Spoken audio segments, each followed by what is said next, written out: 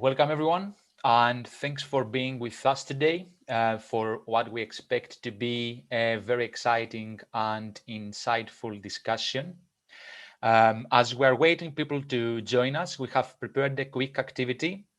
If you could use your mobile device or even personal computer, but mobile might be easier, to navigate to menti.com. It's written on my screen, menti.com, and use the code 3434339, and it will bring up a question for you. We have prepared a very quick activity for you to complete. And we're just going to give a few more minutes for people to join us. I see the numbers are going up. And let me see, has anyone started contributing? Yes. All right, great. We're going to create a word cloud, which we're going to share later with you.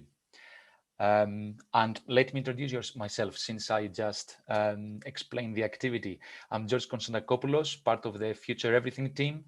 FutureEverything is delighted to be curating the Innovate Manchester program on behalf of MIDAS and growth company Business Growth Hub. The events are part of a wider ERDF-funded program designed to facilitate innovative business collaborations across Greater Manchester. As people join, if you could navigate to menti.com and use the code that is on my screen, 3434339, and contribute to create a word cloud. And we're going to be starting in 1 minute. We have a very exciting panel of speakers with us today, and we are looking forward to have a very interesting and insightful discussion. All right, I see the word cloud is going great. All right, we will share this with you later. Now, let's wait no more. So I'm going to give a very quick intro of the Innovate Manchester program before we start. Innovate Manchester program is an ambitious program for Greater Manchester, combining events and workshops. We have shaped 4 themes, hoping to inspire cross-sector collaborative innovation by bringing industry, academia, and the public sector together.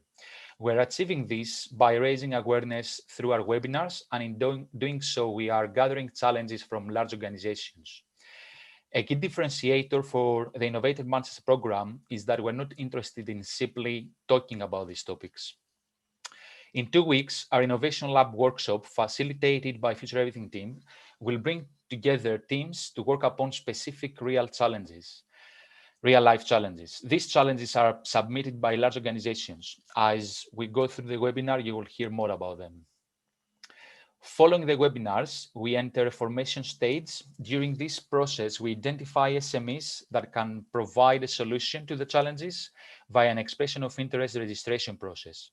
The selected SMEs and large organizations are formed into teams and then are invited to our action-oriented workshop.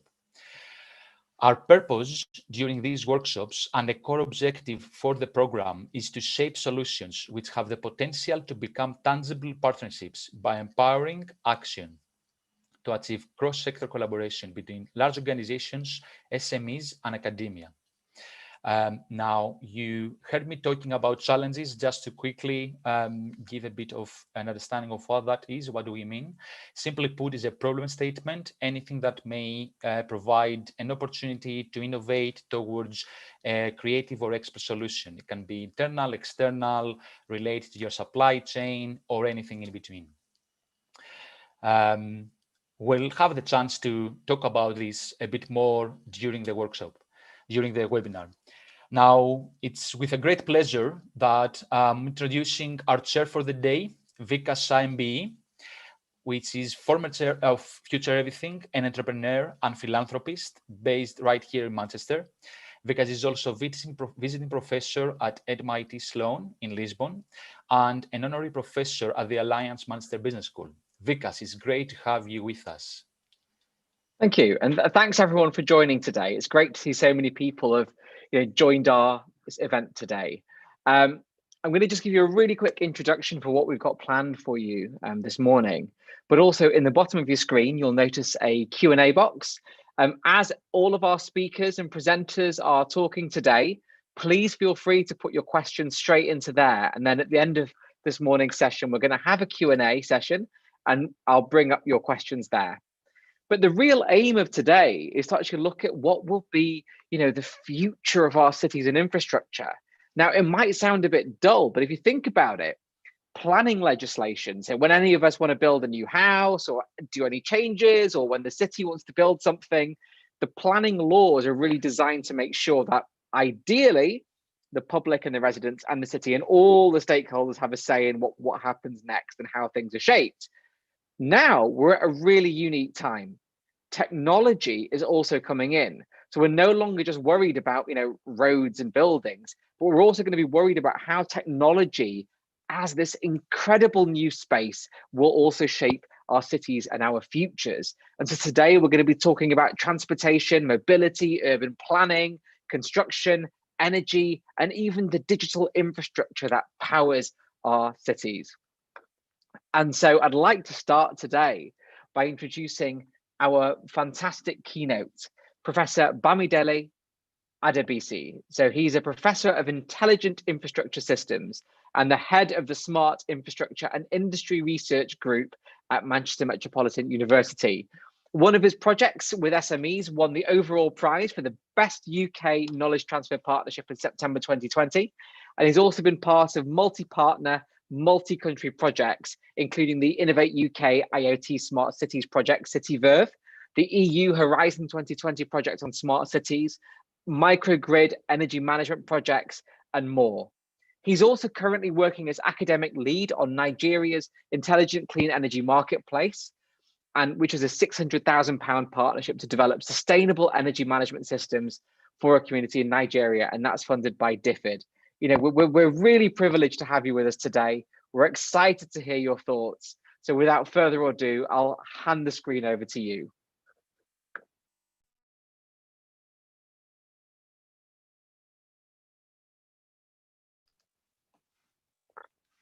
Right. I think, yeah, perfect. Can I be allowed to share the screen, please? Okay.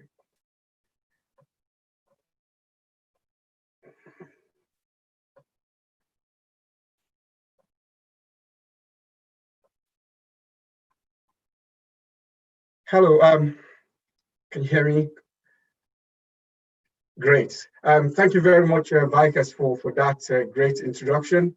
Thanks everyone for joining in.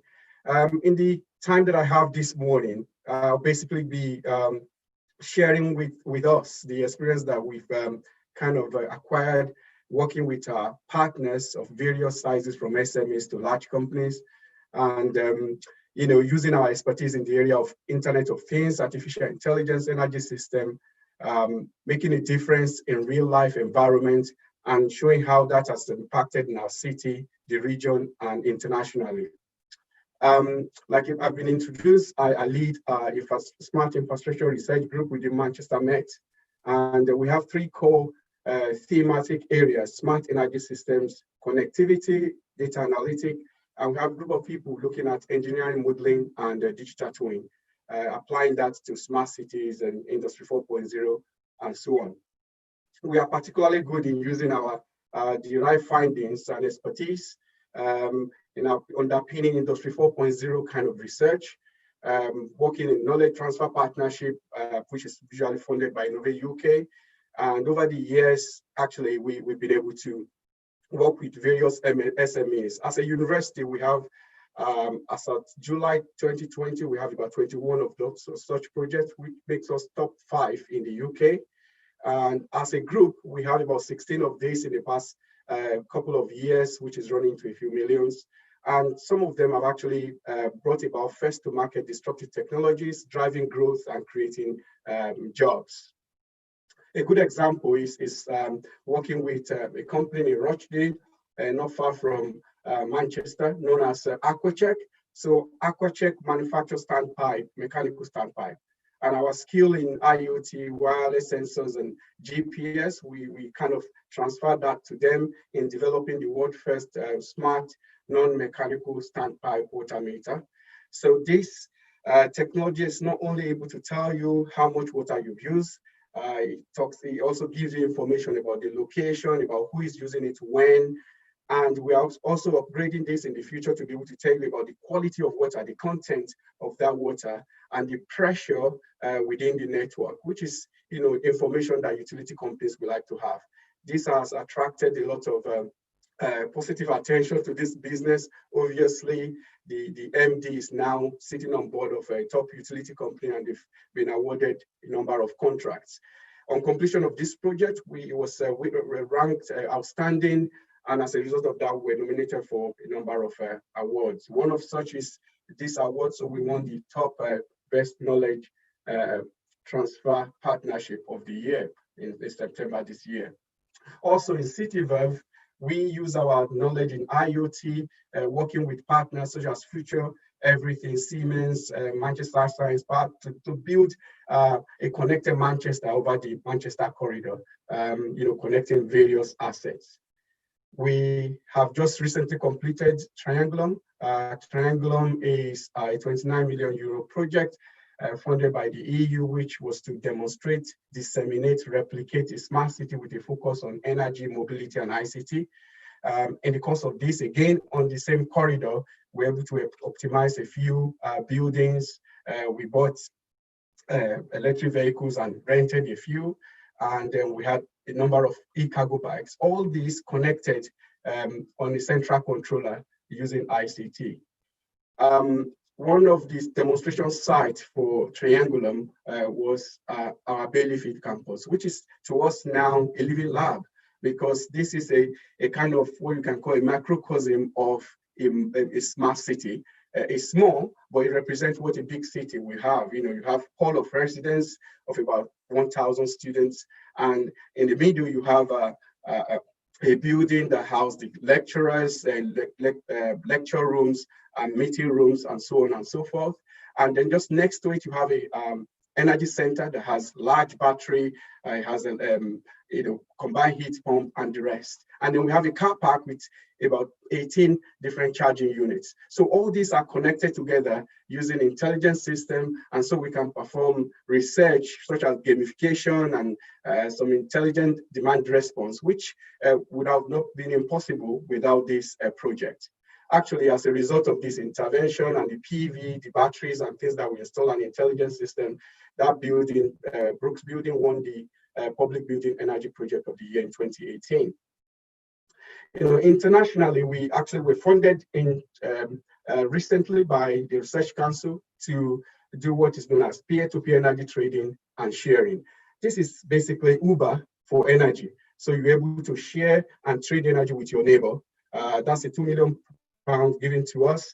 And working with Oxford University, University of Bath, and Imperia in the UK, we partner with about 5 South Korean companies and universities to create this platform. And the knowledge that we acquired through this is now being transferred in Nigeria. So specifically, what we do in Nigeria is that we're trying to share energy between school, a very large school, and the houses around the school within the community. Using the peer-to-peer energy trading concept and some analytic predictive model, we've installed some PV on the school, we have batteries, and also the community. So in the evening when the school is kind of shut down, they can power the city, the community. And during the day when people in the community have gone to work and so on, the school can actually get energy from the community, which reduces the use of diesel generator. It increases access and actually helps in driving down carbon.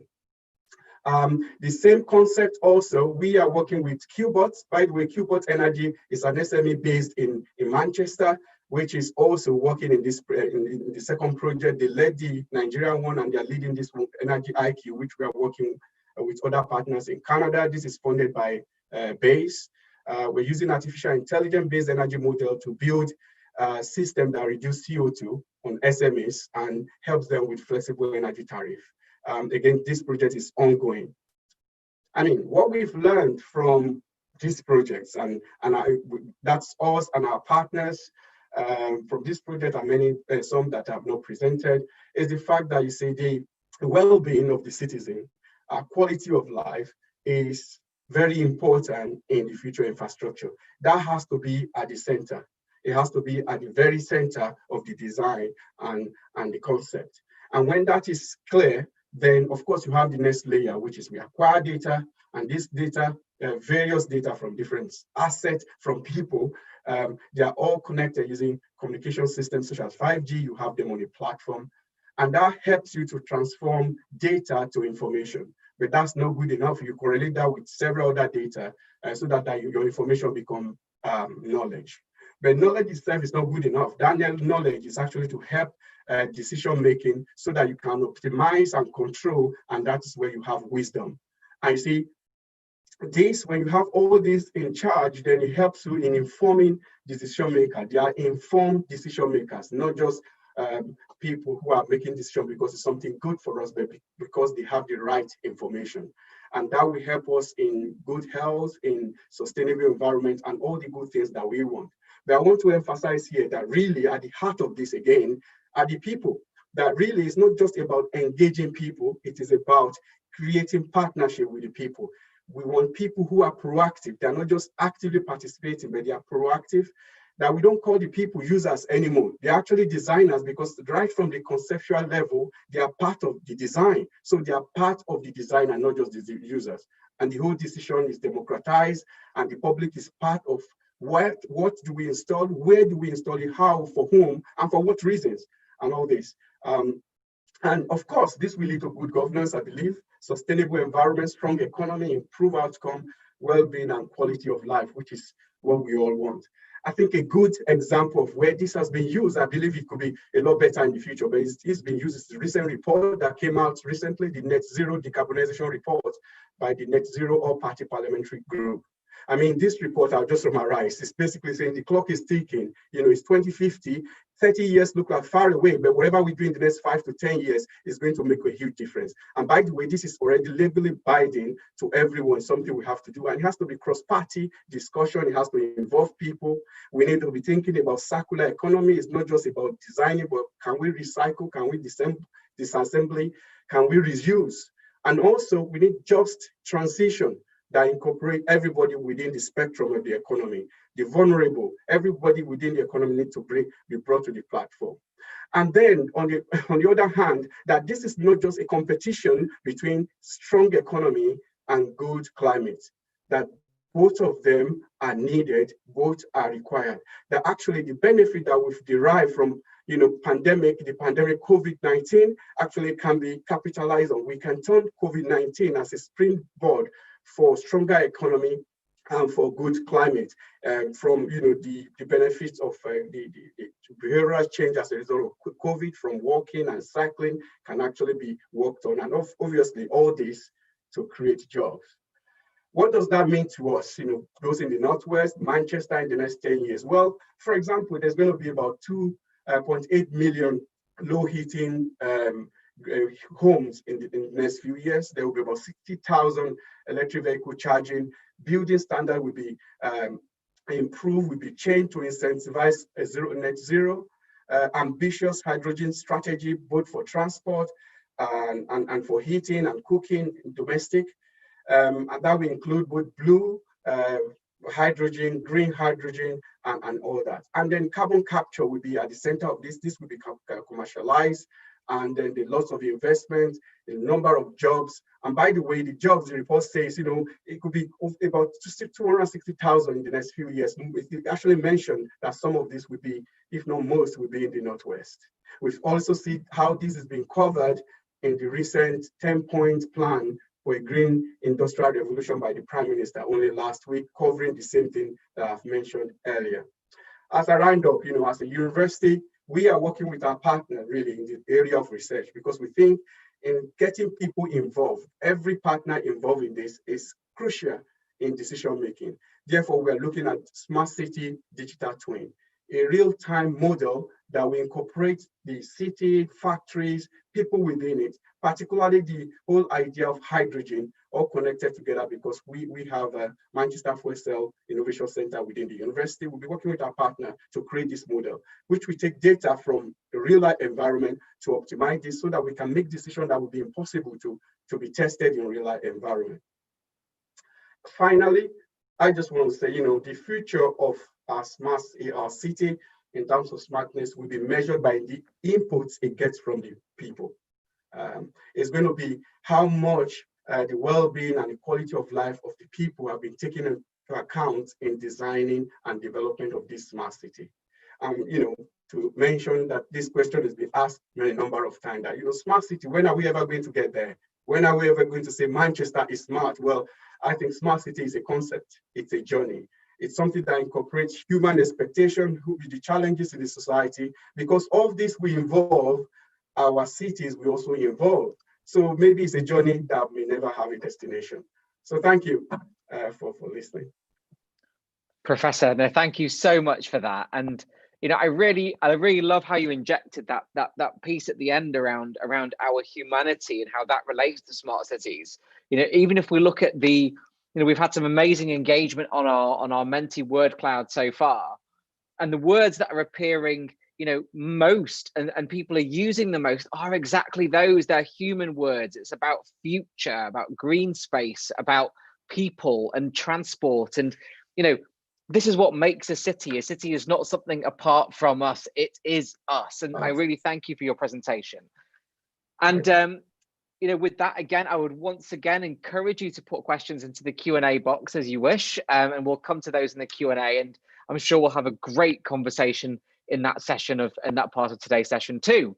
So next up, as has been the way through all of our events with Innovate Manchester, we're going to have some thought provocation. So we've got 3 fantastic speakers lined up for you. Jane Healy-Brown, who's Director and Town Planning Lead for the North West and Yorkshire for Arup. Dr. Binish Siddiq, who's the founder and CEO of AEH Innovative Hydrogel Limited. And John Corner, who's the Chief Digital Officer of the City of Salford. So we're starting today with Jane, and Jane leads the planning business at Arup's North West and Yorkshire offices. She oversees town planning, environment and transport planning in Manchester through there as well. She's a Greater Manchester Commissioner for Planning and Housing and regularly delivers lectures at the Universities of Liverpool and Manchester. She's a Fellow of the Royal Town Planning Institute and is one of the Northern Power Women. And we're really excited to have you with us today and really excited to hear your views. So welcome, Jane. Thank you ever so much. And I'm hoping you can now see my screen. Please give me a nod, Vikas, if that's correct. Excellent. Good morning, everybody, and lovely to be with you, even if it's virtually today. Thank you for that introduction. Yes, I've got various hats that I have in terms of particularly Greater Manchester, but across the north of England, working with a number of our towns and cities. And in addition to the ones that Vikas mentioned, I'm also leading the delivery partner of the government's Towns Fund, which is working with 45 of the towns across Northern England, which is fabulous because I have to say at my heart, really, I'm a lover of towns and cities, looking at how they can innovate, how they're constantly changing. And so it's a great opportunity to be working with a number of them at the forefront of that. And within Arup is a multinational design business looking in engineering and in the built environment. We're UK based and an employee owned organisations who have really got that interest in the places that we're based. And my first slide is actually a picture of our founder, Ove Arup. It's my favourite one is the back of his head. I always like to think it's him looking forwards rather than looking backwards, but maybe in this world it's something we need to do a little bit of both. So I'm going to be talking today around the issues of sustainable cities and infrastructure, but really thinking about our sort of human-centred, resilient cities. So I think we've really had a challenge, particularly when we're thinking about urban planning and transportation and mobility. We've had a move, I think, recently in emphasis from the focus on environmental challenges and that period of economic challenges with austerity that's followed from that to a sudden period of social challenge. Not to decry the others, but actually we're now suddenly in a COVID era, really focusing on this period of social challenge. And I believe this pushes forward the need for a more human-centred approach to how we look at our cities.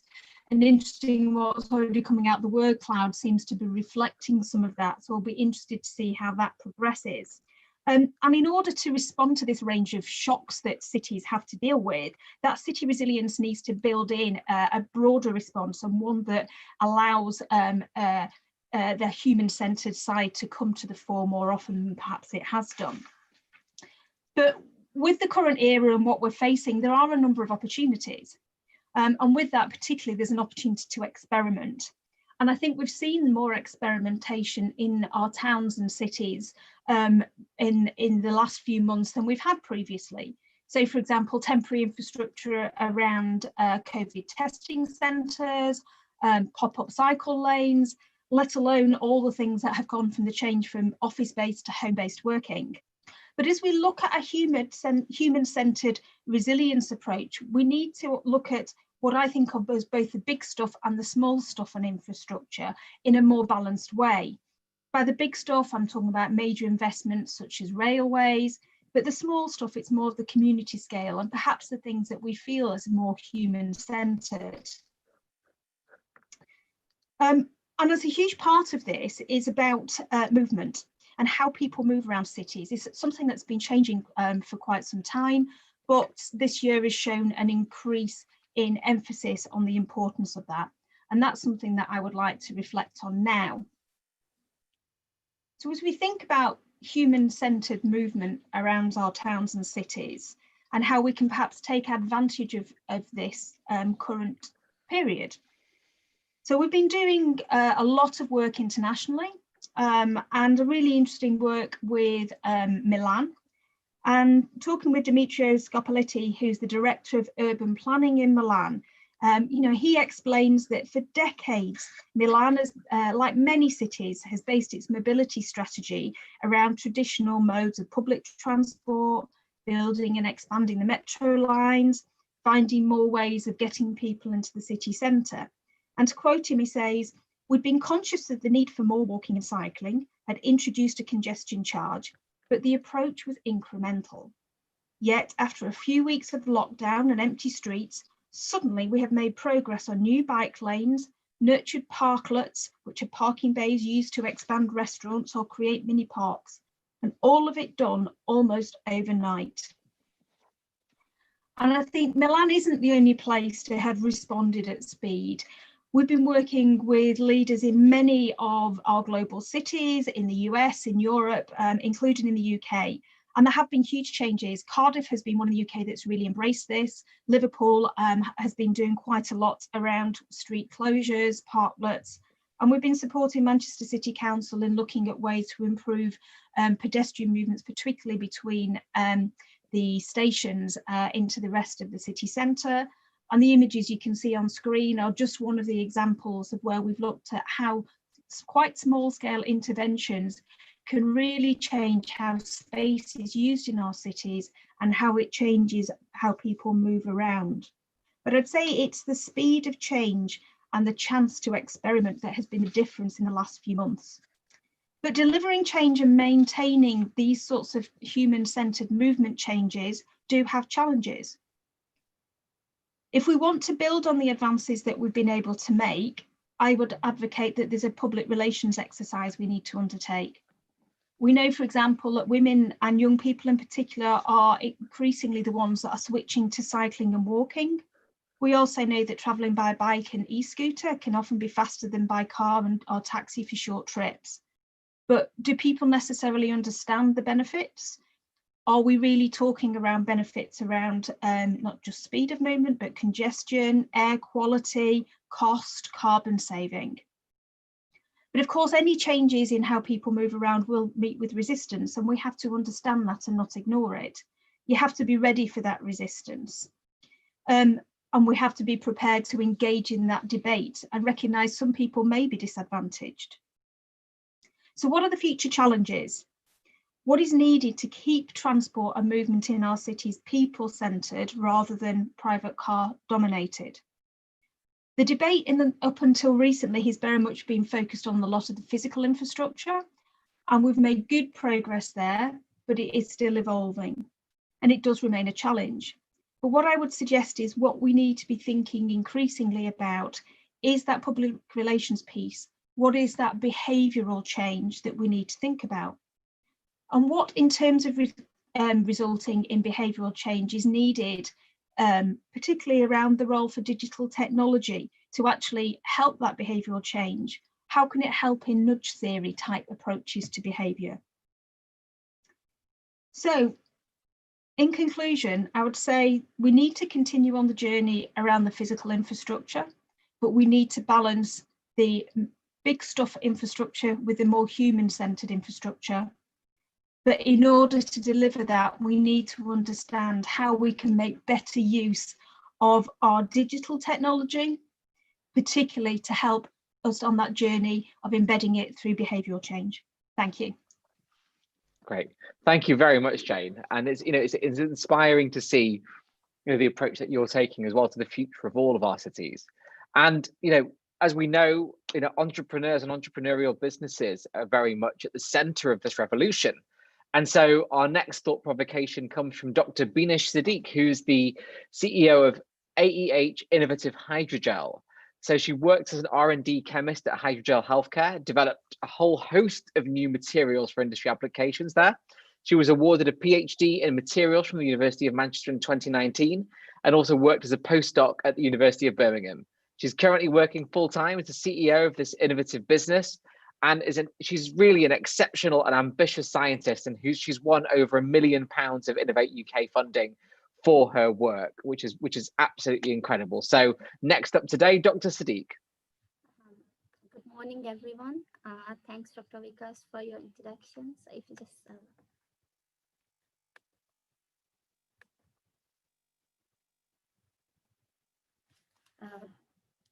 myself, Dr. Binish Siddique. I'm founder of AEH Innovative Hydrogel Limited, and the aim of this company is to become like Apple of agri-tech by solving the current problems that are faced by our agri-tech sector. So basically, as all of us are aware, that COVID-19 pandemic has demonstrated the fragility of UK supply chain, especially for food. So basically, indoor farming. So our company is helping indoor farmers to grow crops in a sustainable way. So when I'm saying indoor farming, lots of people probably not aware of this term. So in indoor farming, you can grow crops without using soil. And most importantly, indoor farming allow us to grow crops that are imported from other parts of the world, for example, from warmer climate.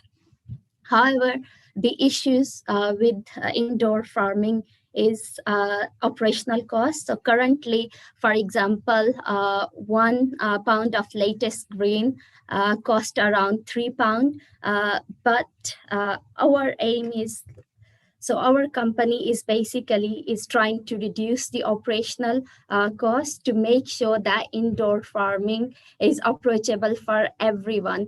So just imagine, for example, once we reduce the operational cost, can we install the indoor farming in every building to make our cities more green and sustainable, and most importantly, Manchester more green. Thanks. Great, thank you so much. And it's actually really inspiring seeing this kind of work, through FutureEverything and other businesses when we're traveling internationally, particularly when we're looking at the MENA region. So many places in the world are sort of near-shoring their agriculture through innovative products like this. And so next up today is someone who I'm proud to call a friend, John Corner, who's the Chief Digital Officer of the City of Salford. I'm going to read you his incredible bio, but before I do, John, can I just say thank you for the 5G coverage we're getting here down the road from Media City. I was just checking before and I'm getting 320 megs a second, which is fantastic. So thank you for that. So John Corner is the Chief Digital Officer of the City of Salford. It's a strategic leadership role where he's able to inform city-wide digital transformation, planning, and build networks and relationships with central government and regional government too. John's responsible for actually bringing all those stakeholders together and has developed Salford's digital strategy, which connects business-led innovation and societal impact. It's a really, really innovative program, and has created what's been called the Salford Innovation Triangle, with an emphasis on agile proof of concept work and across city stakeholders and businesses. He's also been instrumental in coordinating the 5G Innovation Hub at Media City, which partnered with Vodafone UK. And that's also been instrumental in Manchester and Greater Manchester becoming such a hub for this kind of work. He was previously chief exec at the Landing Media City, which I'm sure you're all aware of. And in his tenure, involved it into becoming the largest tech hub we have here in Greater Manchester for growth companies, innovation, technology, and talent. So with that, John, over to you for your thought provocation this morning. Thank you, Vikas. Wow, very, very kind. And good morning, everybody. I've got a couple of slides, but I may not use them because I was so taken by the two previous speakers and inspirational comments from our two previous speakers, and that sense of the human-centered approach. I've been obsessed with this notion of sustainability, infrastructure, and smart cities now for several years. And when you look around the world, when you start to examine the overarching narrative, it's very much driven by technology. It starts very often with, hey, we've got this amazing bit of tech. Is it AI? Is it 5G? You know, what is it? Is it, you know, connected vehicles? How do we push this technology through the supply chain? That focus on technology dominates the connected smart city agenda internationally. And that's not necessarily a bad thing, but it leads to a focus on command and control, on asset management, on how we manage physical spaces and cities. And what I've heard so far is flipping that. How do we actually deal with people, and what's happened? How do we support people? What's happened since COVID is that notion of connected smart city has really been quite exposed, I think, because, you know, being able to start with people and with problems is the central, you know, challenge really for all civic leaders and city leaders. And I think the next 5 to 10 years are going to be pretty lumpy and pretty transitional, quite frankly, because technology is not an issue or a problem. You know, if you look around the world, you can see there are, you know, I mean, I was in China last year, and there was a city in China, very similar size to Salford, about 250,000 residents. And they managed to connect the whole city using 5G, fiber, and Wi-Fi 6 on a ring. And they managed to do the whole thing in 4 months. But they've got a very different relationship between citizen and state. And I think the challenge for us over the next 5 to 10 years in the UK is not a technology challenge. It's a partnership challenge. How are we going to, if we're going to make our cities sustainable, and we're going to build infrastructure, and we're going to do some of the amazing things that our three previous speakers have just outlined, then we have to start developing new partnerships and doing partnerships in a different way, public sector and private sector partnerships. Otherwise, who's going to pay for this stuff? And we've seen that exposed during COVID. We've seen the gap between real poverty equating to digital poverty really being stretched, and that's a big issue. Actually, I will share my screen really quickly. I think we've got two minutes. I'll just see if I can put this up. So what have I been trying to do about that? This preoccupation with how do we create new partnerships? Well, I've created something called the Connected Cities Alliance. And I've spoken to multiple blue chip companies and global companies around the notion of what do you see as the smart agenda?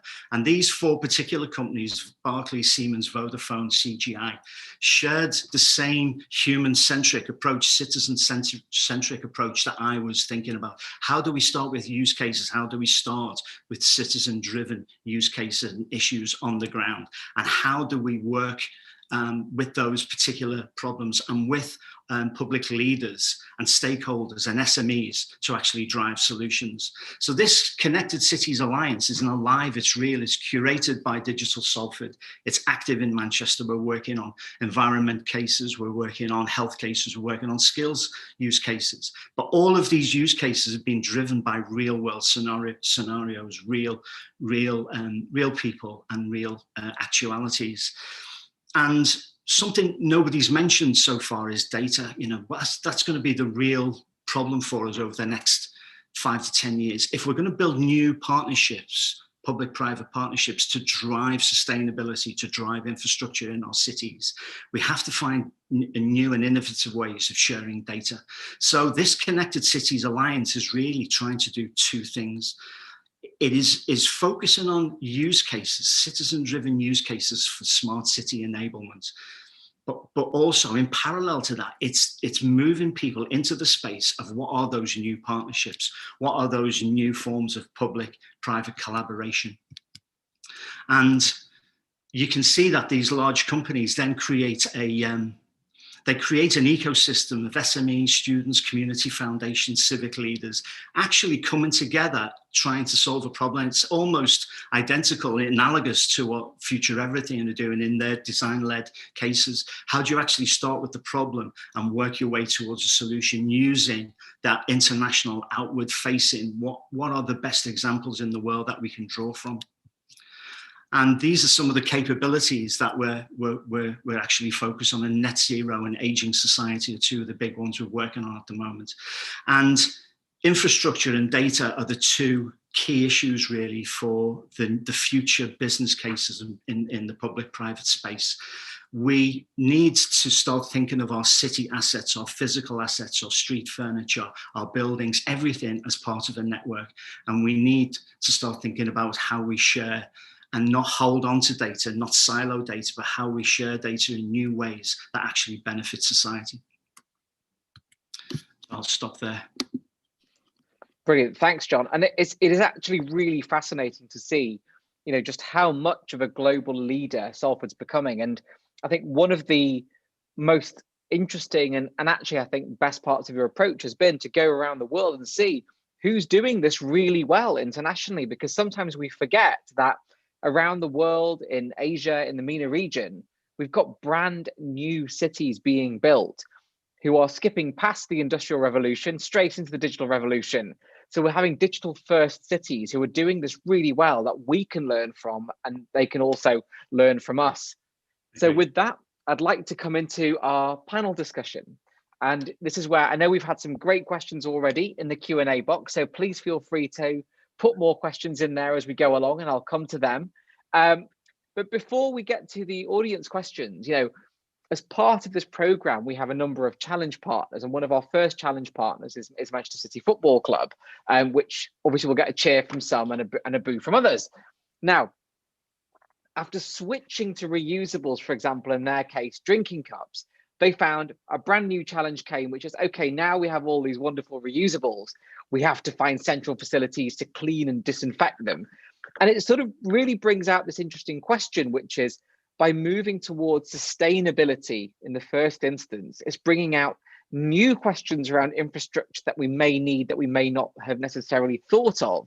So, I'd like to throw this open to the whole panel, but what are some of those hidden areas of infrastructure that you think that we might need if we're going to move towards sustainability?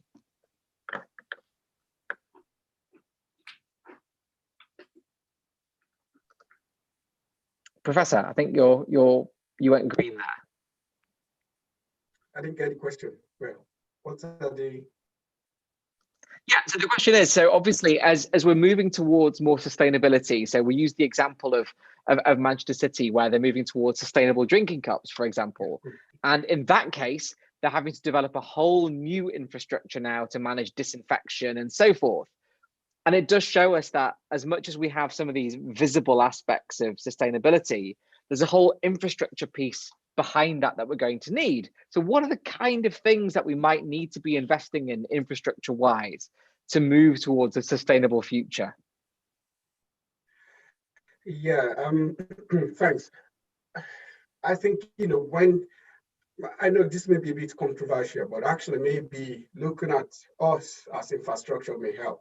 Because actually you acquire data from buildings, from street lights, from everything, and then you want to make a decision about that. But actually that decision in the end is for the citizen. And there's some of these data that you can actually digitize. So you're still dealing with senses, you're dealing with, so basically I think the answer to your question is to look at it holistically. Like I said earlier on, we democratize the process of selecting our leader. I think we can also democratize the process of selecting those infrastructure, because sometimes people don't do it deliberately, but it's someone who is on the table will be making a decision about what really suits them and people that look like them. But when it's democratized, then you see that more people on the table can cover more things which may have been overlooked. Yeah, and I'd like to also just ask this to Jane and John. So yeah, Jane, please. Thank you. I mean, for my perspective on this would be that actually having more data around changes allows people to have informed decision making, but it also allows collective responses. So it may be a response that you've talked about in that instance at Manchester City, but actually it could be something that other organisations nearby have similar challenges or indeed have the solutions. So it goes back to the point around having that holistic approach. And actually, to enable you to have that holistic approach, there needs to be a better data-based understanding, which I guess is something that John can come to. And also thinking, for example, distribution and distribution networks. I think that's an area that's going to significantly change, particularly when you look around city centres. And actually that for a more sustainable based distribution and logistics network, again, it's the data around that to allow different businesses to come together to operate more effectively. Hopefully that gives you a bit of an intro, John. Yeah, great. I think Jane's right, actually. I think you need to give people data, and the CCA, the Connected Cities Alliance, is working on a carbon accounting project right now, and the challenge is not an individual one. Individuals, if you give them the data, they will respond, they will interact. The challenge is to get the different stakeholders who own that data to actually then corral it in some way. And I think that's the next needle shift for us in cities, and Manchester is doing brilliantly in that, especially in the health space, you know, with the single patient record. I think now we can take that model and move it into the environment space and say, okay, well, we've got so many organizations who've got bits of the jigsaw puzzle. If we can bring that data together and give it to our citizens, then they can start to say, well, you know, how do I manage my lifestyle? You know, what is my journey to work? Do I really need to buy all of these clothes? And start to say, well, that's the carbon outcome here. And I've got all that data in my smartphone. I can make a decision now.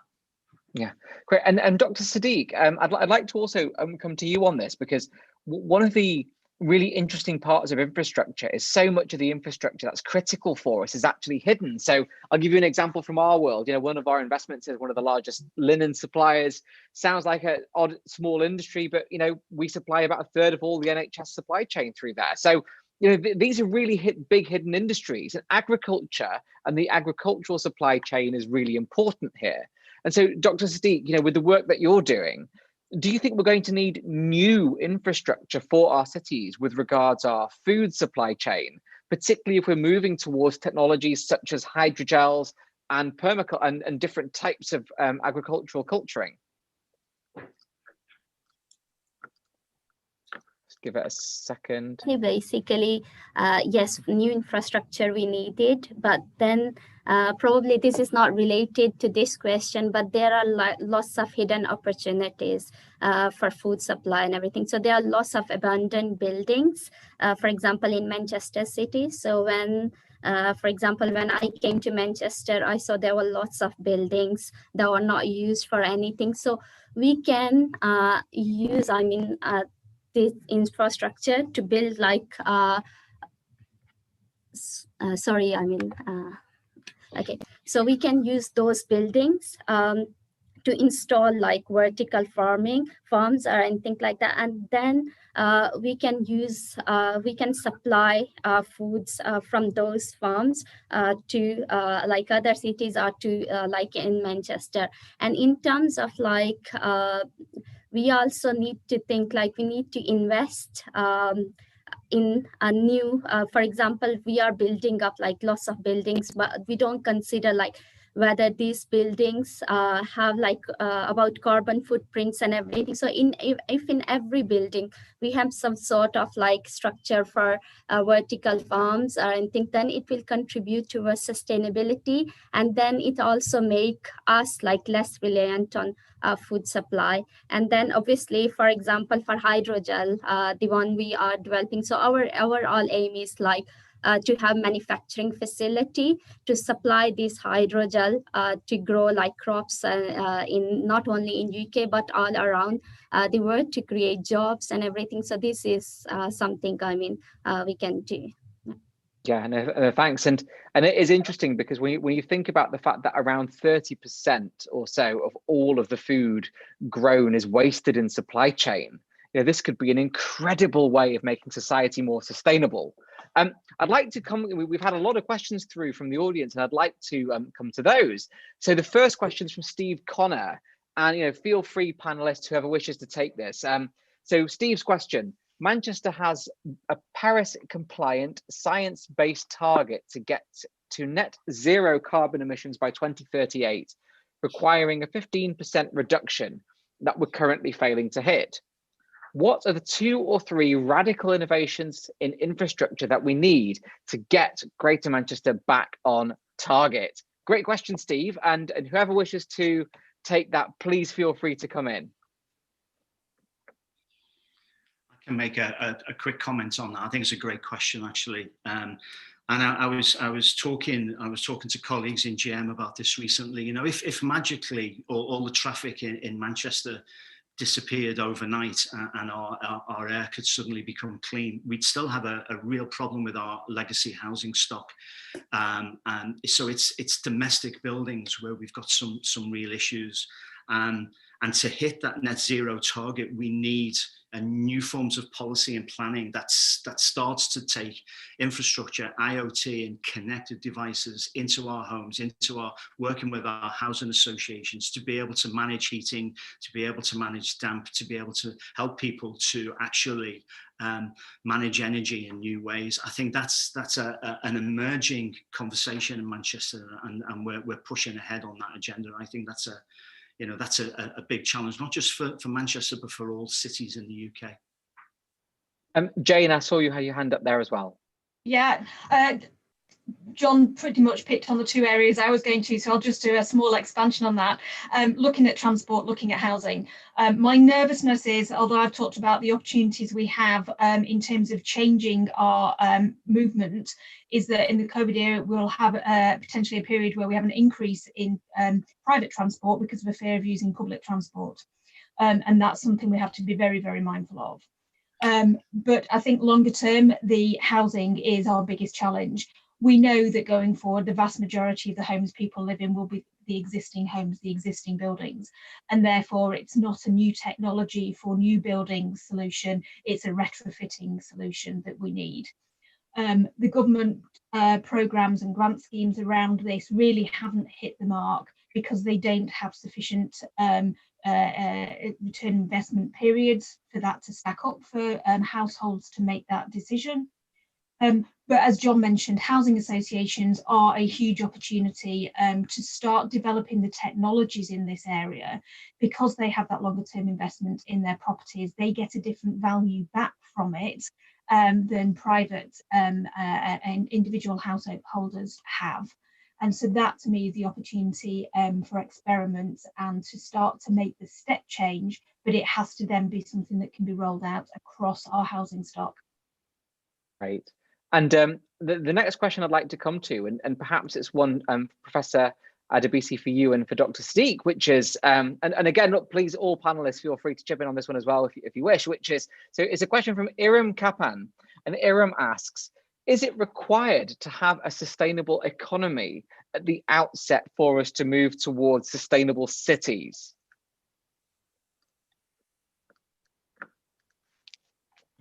Right. Professor, I can see you nodding, so maybe you could start. Okay, so I think yes, because we need that optimism. At the end of the day, sustainable cities, the smart cities that I was talking about, it involves people and their well-being. And actually, strong economy is part of that. And if there is that feeling that this is actually impinging on my well-being, is affecting the economy, or is going to affect the NHS, it's going to be difficult to actually ask people to be involved in how you deploy this, how you test this out, and how you actually demonstrate it to the people. So I believe these are, I strongly support the idea of looking at this jointly and actually looking at them together as if they are one: strong economy and good and a sustainable city. I agree with you. So yes, so we need like to involve like people and to have like more smarter cities, green cities. And yes, I agree with this idea. Great. And a question for John and Jane from Martin Shaw. And I'm picking on both of you because it's kind of quite policy related, actually. So Martin asks, given the wide range of stakeholders in the Northwest, property owners, infrastructure, connectivity providers, local and central government, the corporate and public sectors, how can we drive the type of change we need at the rate that we need, approaching what is more commonly seen in centrally run and centrally commanded economies? So Jane, I could see you nodding away, so I'm going to pick on you first. It's interesting. I had a conversation with a colleague yesterday, and they said the centralized countries around China and the Middle East are going to be the places that actually have the first zero carbon cities, because they have a different obviously culture, but also centralized systems to make these things happen. And that is a huge challenge. And unfortunately, I cannot give the answers on that because it's about collaboration. And really, we need to have that trust between different sectors. And I have to say, in the UK at the moment, this is a sort of personal perspective, trust is extremely difficult because trust is based on respect. And I think we have a bit of a vacuum of that in many sectors at the moment, as we see what's happening at a national level. And until that's addressed, it's very difficult to do it purely on a collaborative basis. We therefore need to be looking at other policy and funding mechanisms to make that happen. And I think our centralised country in that regard actually counts against us. We're sort of caught between different systems. We aren't as centralised as the nations that will push forward on this, but we aren't sufficiently devolved as other nations like North America, where they can develop their own locally based solutions that can actually address some of those local issues in a more holistic way. So we need to address our systems, but ideally we need to address trust. But I think that is going to be a harder nut to crack. Great. And John, I'd love to get your reflections on this one as well. Yeah, I'm just busily writing down what Jane said. That was perfect. I totally endorse that. I think there is no magic bullet, Martin. It's a great question. There's no magic bullet. We're not a centralized country, and that's a good thing in lots of ways. But I think there is an appetite in government, a cross-party appetite actually, for needle shift, for what they call the moonshot challenge, and you can see that in the ambition around reduction in diesel emissions, as a starting point. So there is an ambition to how do we actually move this forward. But unless we actually start to build, as Jane said, trust and new models, new business case models between public and private, we're going to go around in circles quite a bit, I think. And that's why the CCA, the Connected Cities Alliance, to me is almost that kind of, it's nudge effect. It's bringing together stakeholders around issues that they would not normally have met to work on. And that is, I think, that nudge effect will start to move people to see what the art of the possible is, and then to start to push for policy change, because it has to come through policy change. We could, some cities have tried in the UK to say, let's just build our own infrastructure networks and crack on with it. And straight away you run into state aid issues, and you'll know, chapter and verse on how that becomes a big blocker. And so we have to find a way of working with the market because the market wants to work with us. You know, the MNOs, the telcos are transforming themselves into service businesses. They are looking for those use cases. And at the moment, the use cases are coming through industrial IoT. We need to find a way of taking those models and transferring them to the civic space. And that will require some creative thinking around policy.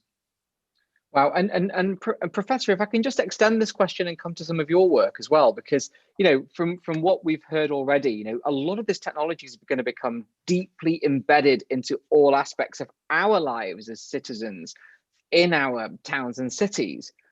But how does this mean that we need to change our approach to not just the actual security of that infrastructure, but how we as citizens interact with the security of that infrastructure? Because I know that's very much part of your work with smart systems in cities. Yes, it looks like the whole answers to my question today will just be people. Interestingly, I think I was just thinking the other day, none of us will give our, you know, the PIN number to our cards to a stranger. We don't do that. I mean, the things that we don't do, but when it comes to the, you know, infrastructure and the city, we basically hand it over to others because we believe they are the experts. I think the way to address, you know, security, because again, remember, security actually is a measure of your well-being. So if anything is installed in your network that makes you feel less secure, that person has actually reduced your quality of life. So it's not helping you in any way. So I would say, you know, we treat our infrastructure, we treat the city like we treat maybe our eyes or maybe our arm. Does that make sense? Because when you treat it that way, you know, if somebody is going to poke something in your eye before it's, you know, far away, you're already complaining, you're already talking about it. You take that measure, that proactive approach really of saying, you know, I want to be part of it. I think the approach really is that in the past, it used to be the technologies come to us, and, you know, technologies is interestingly, I'm saying us now. So they come to the people and say to them, oh, this is what we're doing. What do you think about it? I think it needs to just be reversed to say, you know, people saying this is what we want. And because that's what I want, I've thought about all the different components that I'm interested in or the things that I don't want. And we have that debate right from design. Security is part of design. My privacy, confidentiality, and all those things are actually right from the concept, not the deployment. That's not when I should be talking about whether I like this or not. Yeah, wow. And Dr. Sadiq, you know, extending this question of trust, there's definitely, you know, a sense that particularly when we're talking about things like hydrogels, or we're talking about, you know, modifications to crops and so forth, that there might be consumer resistance because they might see that as being technology modified or inorganic or slightly an antithesis to the current movements around food. Now, my personal view is I think technology is a vast improver to the quality and sustainability of food, but how do you feel we can also, you know, bridge that trust gap that the public have towards innovations like hydrogel and advanced agriculture? This is, this is an interesting question. So, for example, one thing, whenever I try to interact with people. So, firstly, I will just go with problems. I'm like, okay, there is a food like we are eating. So, for example, we need to think like when we have this food, from where it comes. So, for example, currently, agriculture contributes around 20% of global greenhouse gas emissions. So, why this is happening? Because we are using fertilizer, and so public need to aware about like these issues. So for example, when we are growing for, there is already issues.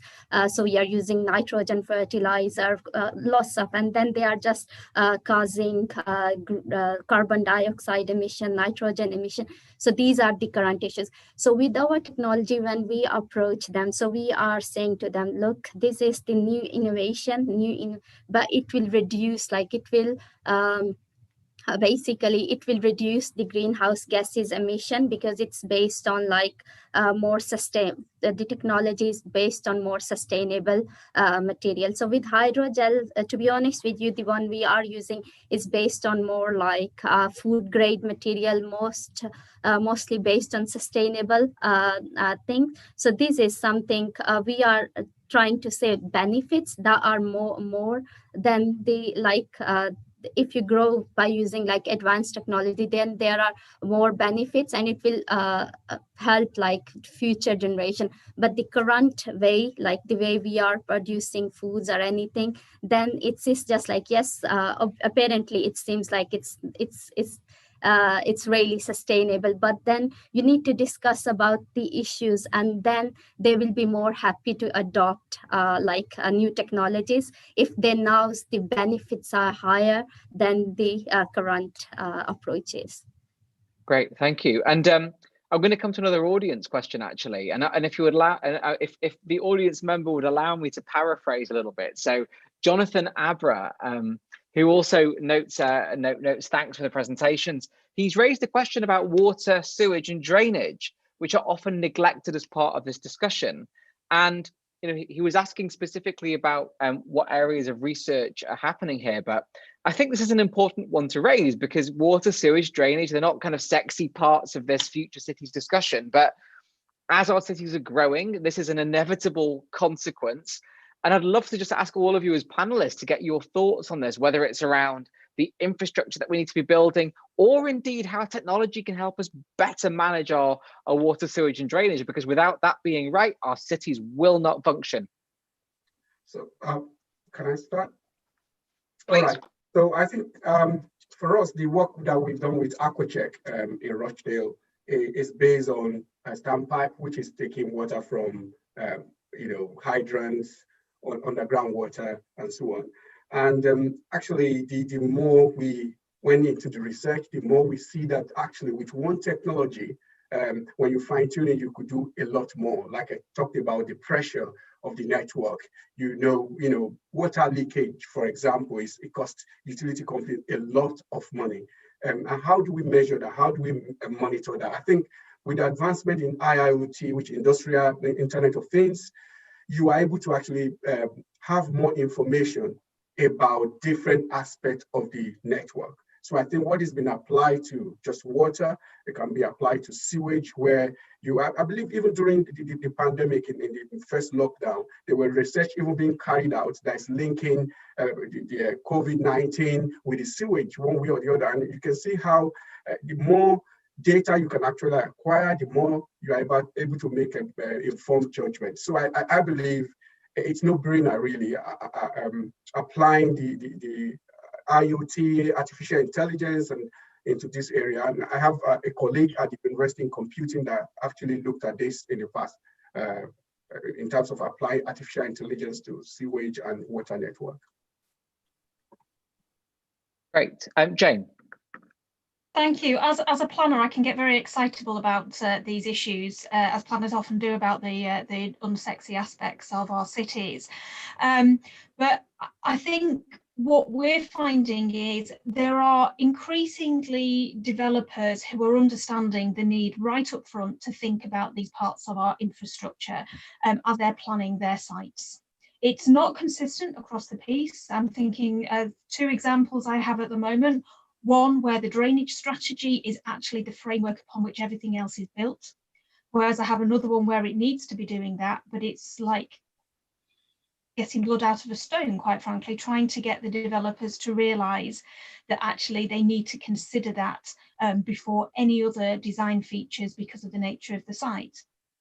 But we've also worked across Greater Manchester in particular, looking at the infrastructure framework strategy.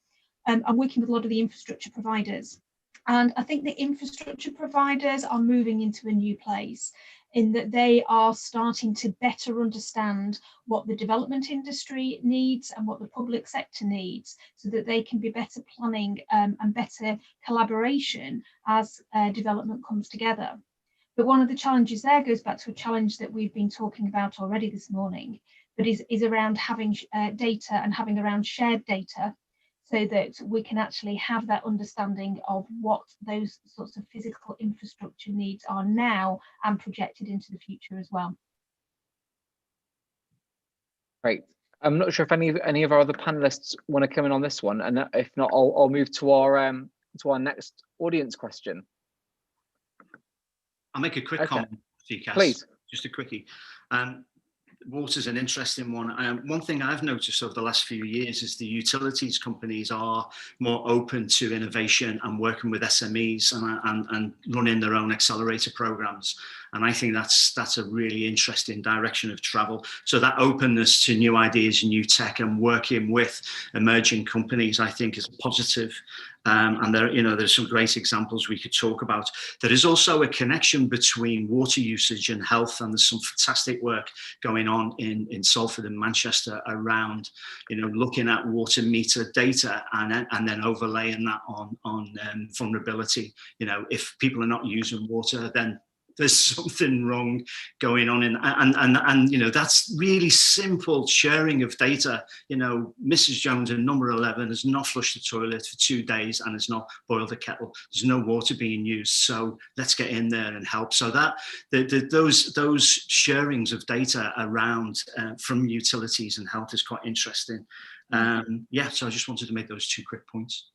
Great. And there's a question that's come in here from Paul Jarman, and so Paul Jarman's question is, it seems that the big shifts in the past have been the result of financial incentives or regulation. And Paul says, is it too cynical to say that significant parts of the economy, whether it's private landlords or businesses, will only change if they can profit from it or are forced to by regulation? And I think this is a really important point, which is, do we have the financial incentives to allow these big leaps in innovation to take place? So whoever wants to take that question first, please feel free. Yeah, I'll dive straight in on that one. And Paul, you're not being cynical. There's a big dollop of realism in there. At the end of the day, our partners, our private sector partners, are not charities. They do want to make a profit. Having said that, they are in the process of transformation. They know that the world around them is changing rapidly, and then they're evolving their business models. And partnership and collaboration are front and center of those business models in ways they've not been before. So we need to start moving away from that old-fashioned procurement model and start looking at solution models. We have to in our city stop saying, how do we go out to the market to fix X, Y, and Z? And before you even start that process, you've got to write the answer into your procurement framework. So there's no innovation there. There's no real partnership. There's no solution item. So I think there's some opportunities in there, but we don't have financial incentives at the moment. So we've got to develop new business cases and new ways of using the funds we have in smarter ways. Great. And Jane, please. Yeah, just to add to that, I think John's right. There's an awful lot that we could go into around procurement on this, and I know some of the comments have related to procurement, and that is a huge conversation in itself, but it absolutely addresses that point. But a point that often I don't think is talked about is, yes, it is important that private sector businesses are commercially successful. And I talk about this from coming from an organisation at Arup, as I mentioned in my introduction, that is employee owned. And as an organisation, we have to be commercially successful to survive. But within that, we don't have our shareholders. We are owned by the employees, and therefore any profits go back to the employees, invest in our research and invest in our charities.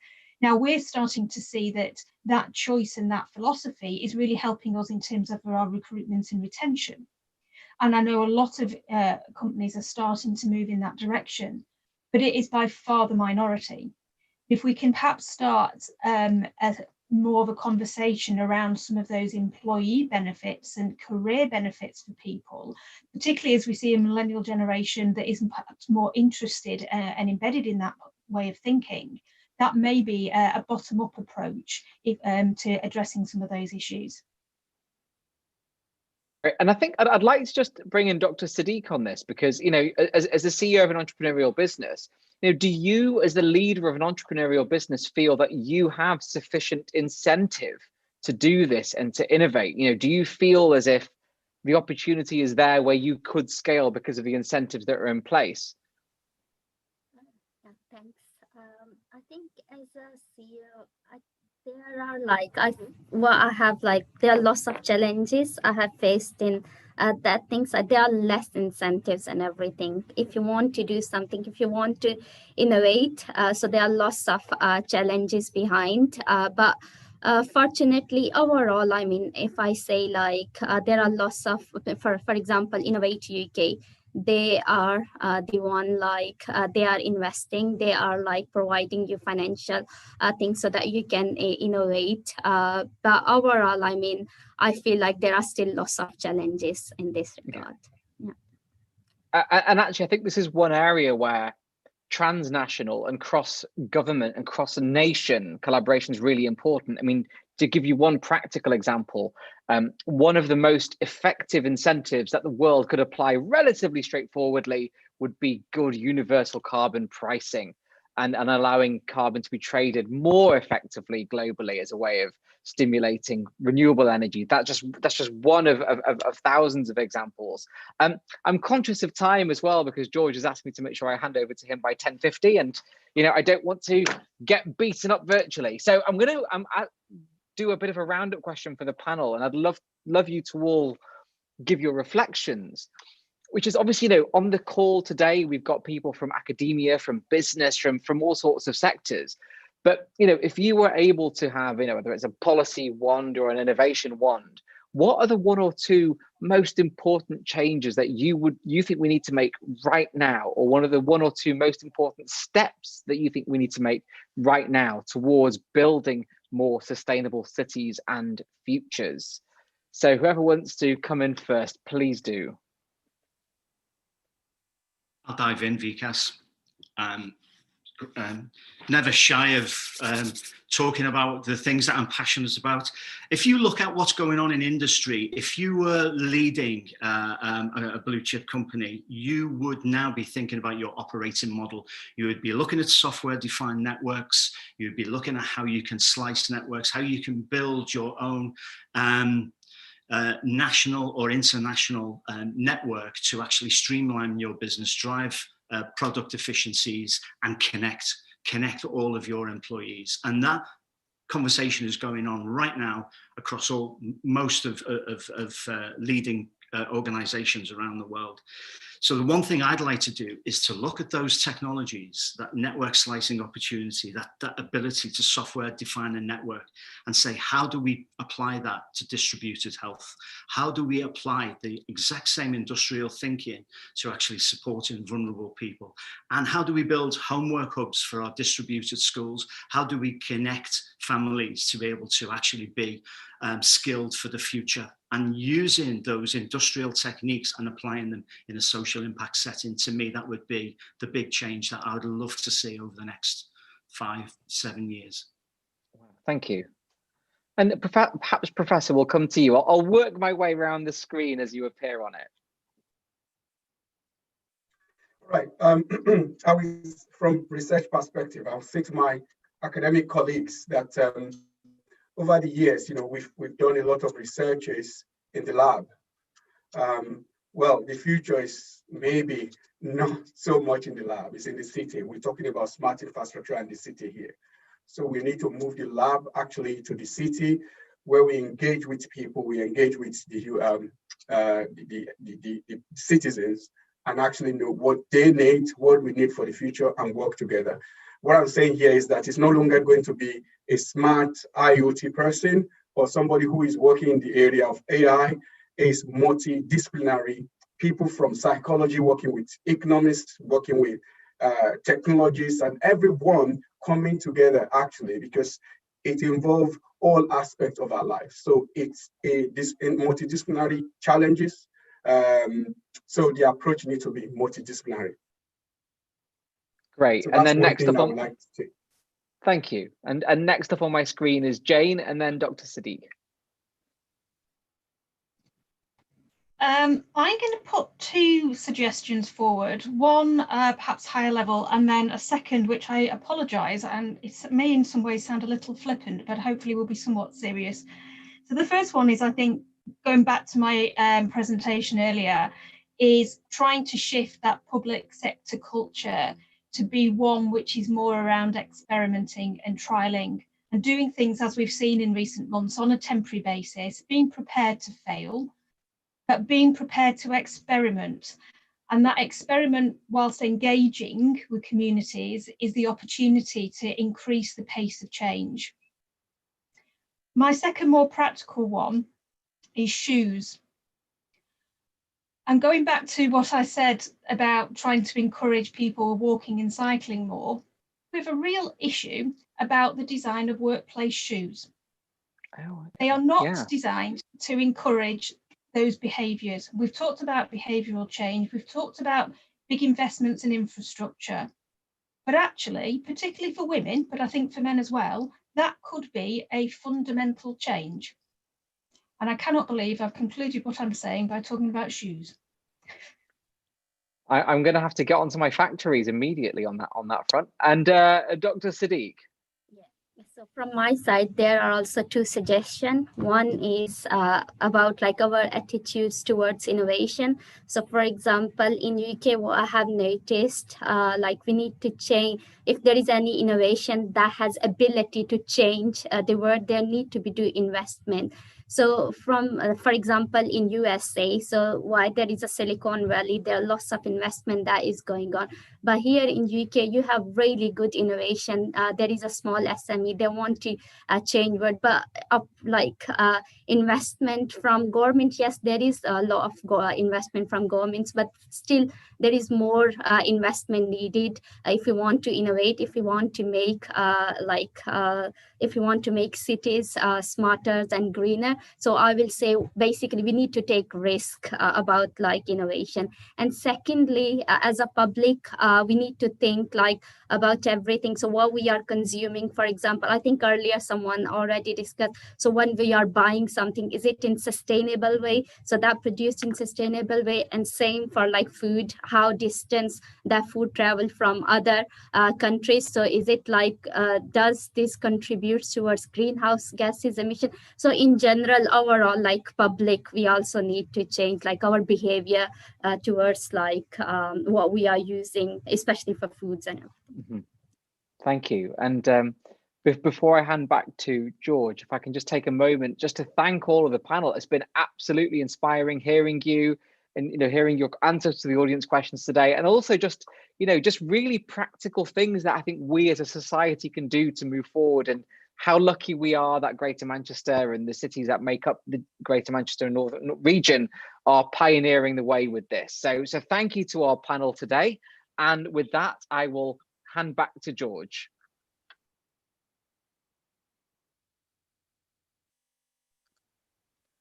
"2020 phrase, you're on mute." Thank you, Vikas. Yes, I know. So such an exciting discussion. Just want to share my screen and go through the next steps really for people that are with us on what they should be expecting.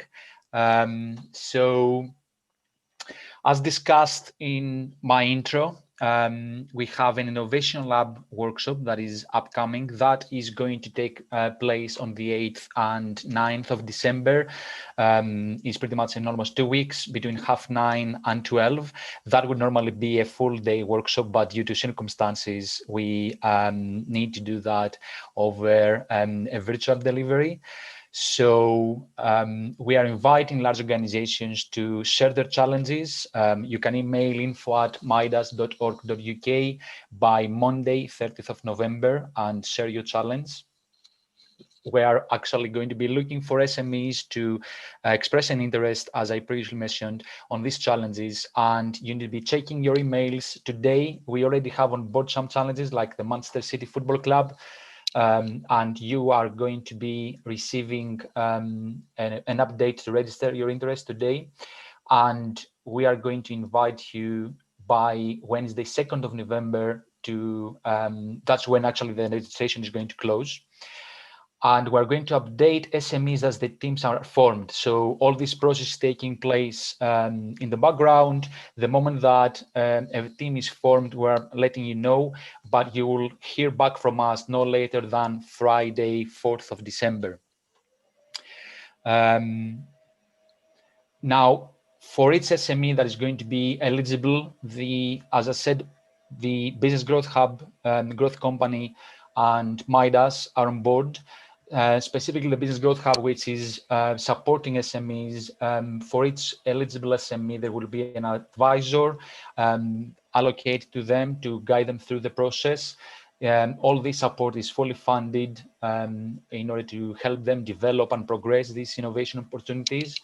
And they have a team of expert advisors with a tailored plan to help them develop a tailored plan of action to accelerate the development of new products and services. And we hope these innovation labs actually will help you do that. And there is the innovation voucher scheme, which is providing £5,000 available to help SMEs gain access in special expertise and research facilities. So he's trying to combine also the academia. Now, if also you want to register your interest, you need to visit business BGH Innovation at growth.co.uk. Now, we have asked you earlier to go through the menti.com platform. So before I switch off, I would like to show you the word cloud that we have created, which is a really interesting combination of words. We can see central there, green, transport, energy, trees, people, and the future. Such an interesting word cloud. We're going to share this on the social, if you look over our social media accounts. And we've also asked you about the future of our cities. And who do you think should be part of the decision-making process? It's really great to see our attendees suggest that it should be between the local authorities and citizens. I'm personally very happy to see citizens take the second place, if it's not the first, as an integral part of the decision-making process. Obviously, academia and local SMEs should be part of that too. So we will share this via our social. And before we close, our next event, which is going to be around the future of human experiences and human-centric design, a theme that has been mentioned a few times throughout the webinar today. It's taking place on the 10th of February 2021. And the Innovation Lab is going to be taking place on the 24th and 25th of February. If you want to put these days down in your calendar. Again, the email for MIDAS, if you want to get in touch and express an interest ahead of time, that is info@midas.org.uk. And I want to thank you all, Professor Bamidele, Jane, John, Dr. Benice, and especially you, Vikas, for chairing such an excellent discussion, for all of your contributions. And we look forward to work with you again in the future. Thank you very much.